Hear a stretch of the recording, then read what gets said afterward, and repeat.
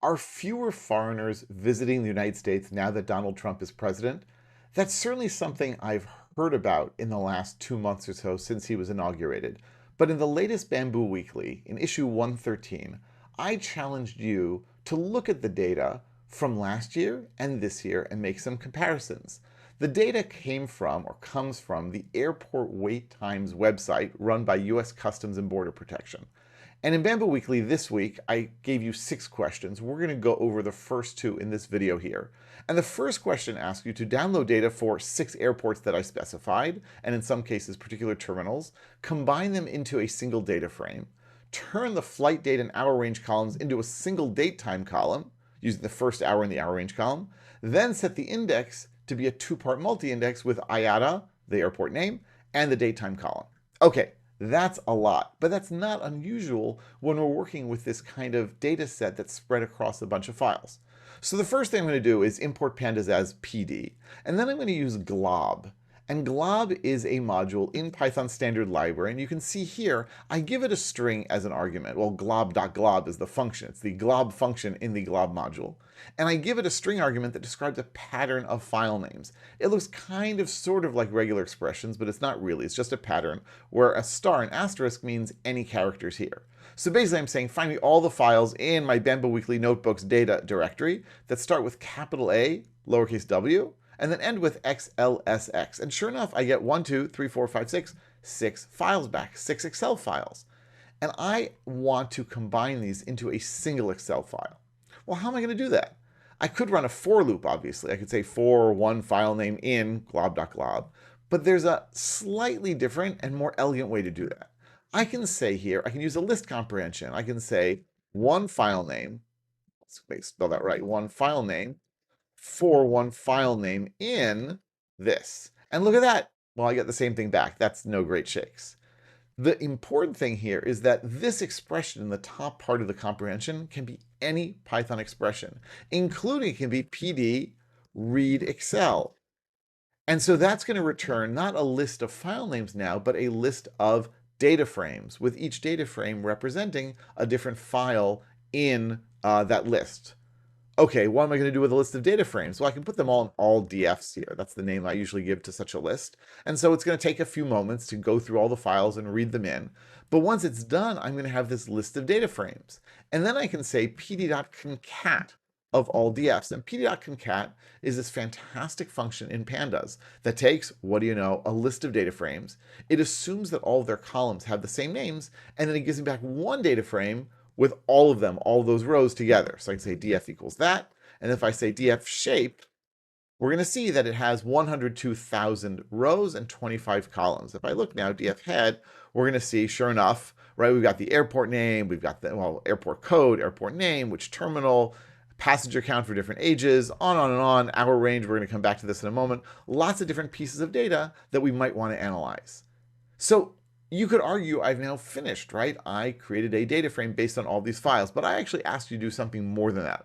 I asked you not only to concatenate them, I asked you also to get the index based on this IATA column, and also based on the date and time. So we have the flight date. That's not hard. And that's actually, even if we do a df.dtypes, we're going to see that the flight date here is a date time 64. Fantastic. But I don't want just the date. I want the time as well. So now what? What am I going to do? Well, I'm going to open up parentheses here and do some method chaining magic. All right, so I'm going to say pd.concat. That returns, of course, a data frame. And then on that, I can say dot. And what do I want to do? Well, it's going to help me to grab the time. And you might say, well, we have the time. No, we have this hour range, and it has 4 digits, a minus sign, and 4 digits. I just want those first 4 digits. So there are a few ways that I can do that. One way is I could just grab those 4 things. I could do like a dot stir dot slice and get them. But what I need is the first 2 digits, colon, and then the second 2 digits. So I'm going to be a little sneakier. I am going to use a regular expression to grab them. So I'm going to say here dot assign.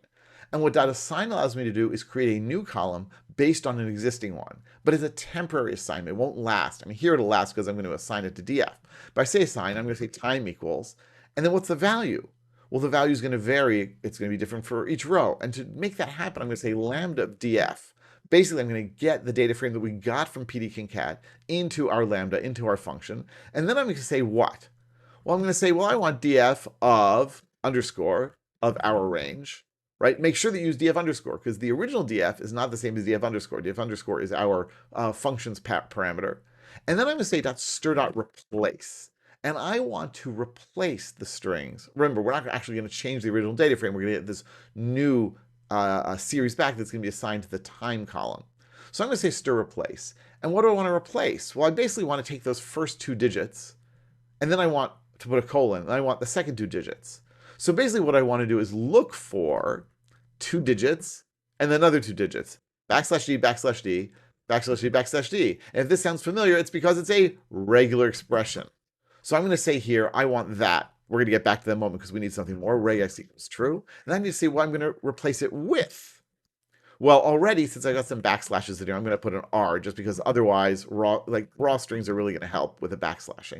And I'm going to say, well, I want to look for at the beginning of the string. So I'm going to use a caret, anchor it there. Two characters here, backslash d, and then two characters here. Now, what are these parentheses doing? They are capturing these digits. And that means I'll be able to refer to them back to them in my replacement string. And I'll just say whatever until the end. Okay, so we are going to basically replace everything here with the first two digits and the second two digits. I'm going to refer to them as \1. That's the first set of parentheses, colon \2. And watch what happens if I do this. I'm just going to close all these parentheses. I now have, if we look all the way at the end of our data frame, where is that going to be? Oh, I'm looking in the wrong place. Haha, I need to execute this. Oh, and then I need to look at df. That would help. All right, if I look all the way at the end there, now you'll see I have time, and look at that.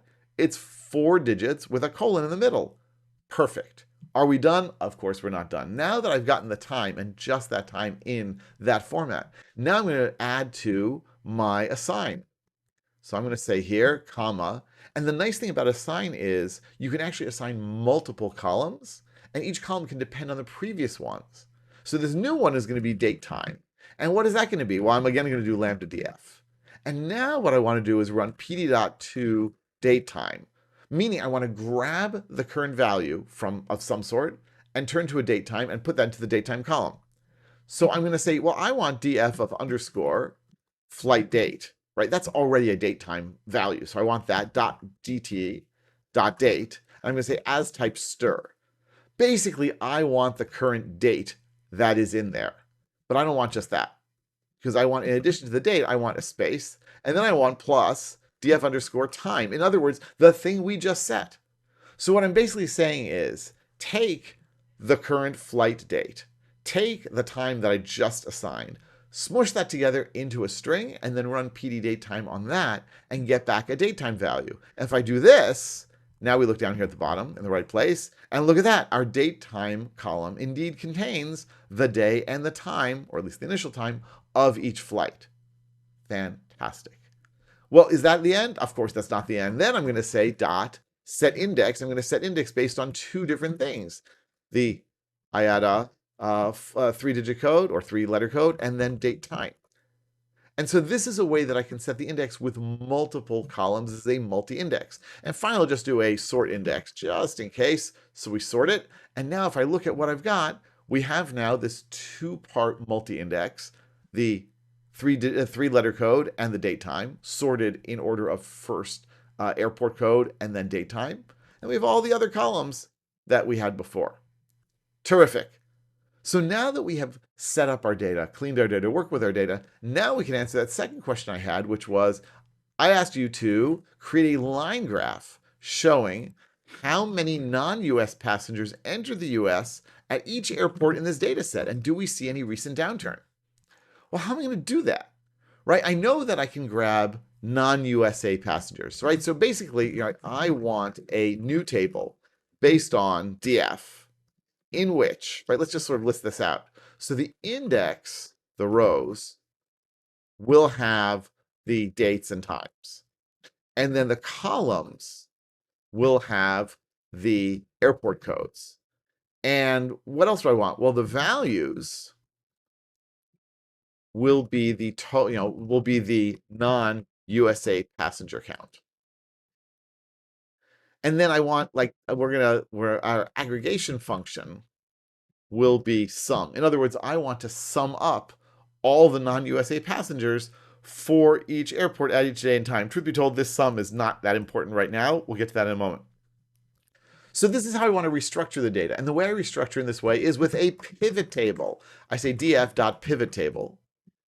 And I'm just going to say, oh yeah, from df, I want to say the index is going to be the date time column. And you might be saying, wait, the date time column, that's currently part of the index. Right, but even when a column, a name column is part of the index, you can grab it as part of a pivot table or a group by. And then I say columns equals, that's going to be our IATA code, just like before. Our values are going to be non-USA passenger count. And then our agfunc, again, I'm not sure how crucial this is, but I'll use it, that. And you can see I now have a table that for each hour of each day in our data set, I know how many people entered, how many non-US citizens entered each airport. Fantastic, but that's not what I asked for.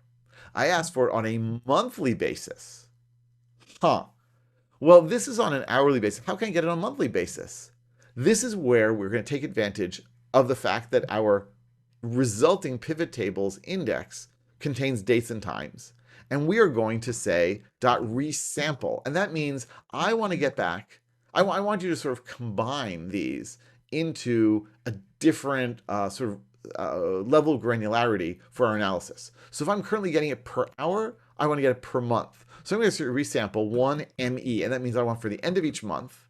I'm going to say .sum, meaning add up the number of passengers at each airport for each month in our data set.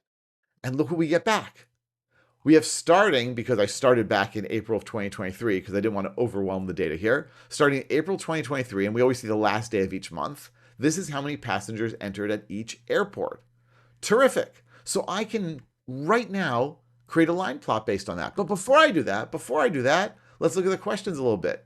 Oh, I didn't actually say it in the question. Haha. I said originally only include until March. So I'm going to add that here because I knew I wanted that. So I'm going to say .lock of colon 2025-03-31. What does this mean? It means that I want to only grab values up to and including the 31st of March.